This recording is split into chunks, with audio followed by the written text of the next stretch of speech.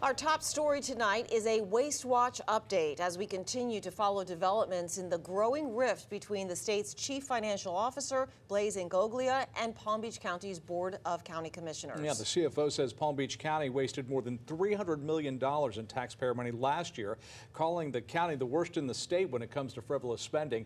And today the comment, well, that has a lot of people over at the government center angry and defensive.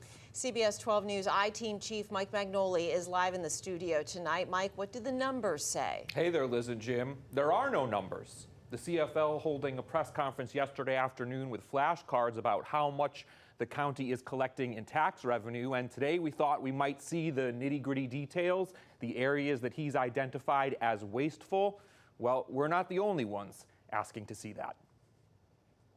For the better part of this year, Florida state leaders have been talking about government accountability and reining in wasteful spending, a movement inspired by DOGE. And Florida CFO Blaise Ingoglia began a series of audits looking at big counties in the state and how they spend tax dollars. Palm Beach County was on the list of stops, and the CBS 12 News I-Team has brought you in-depth coverage of the process, albeit most of it has been highly secretive. On Thursday, CFO Ingoglia was in Palm Beach County hosting a presentation, and he used poster board cards to illustrate points how much money Palm Beach County is collecting from residents. And he says the amounts have steadily gone up in the past few years.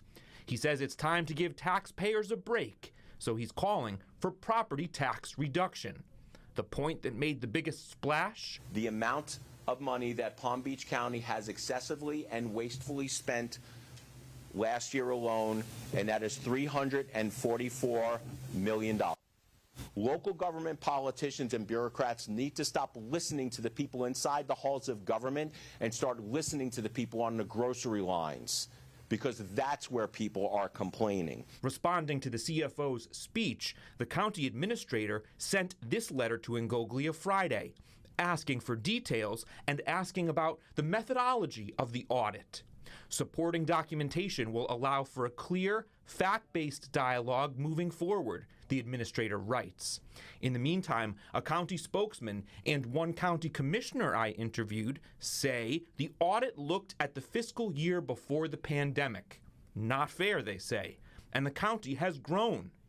And the audit did not take into account that when President Trump comes to Mar-a-Lago, the county has to spend lots of money to accommodate those presidential visits. Commissioner, what I'm hearing you say is the math ain't mathin'.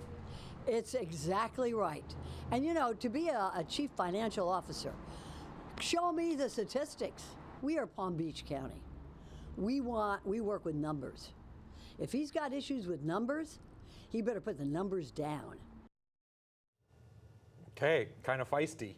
I reached out to the CFO's office today, never heard back. Jim, you and I have been covering this issue extensively, and we've been anticipating that there could be, some bad blood between state leaders and the county, and we've been pressing county officials about, where could the county government be more efficient, and they've been playing a guessing game. And they're still playing that guessing game because this audit is still not in their hands. They don't have the results of it. What do you think the timeline is going to be so when we get to finally see that audit? For months, they've been telling me and you, Jim, we're weeks away from the results of this. And they still telling us that we're weeks away. But we are waiting, and when we get it, we will bring that to you. All right, stay on top of it. Thanks, Mike. Sure will. All right.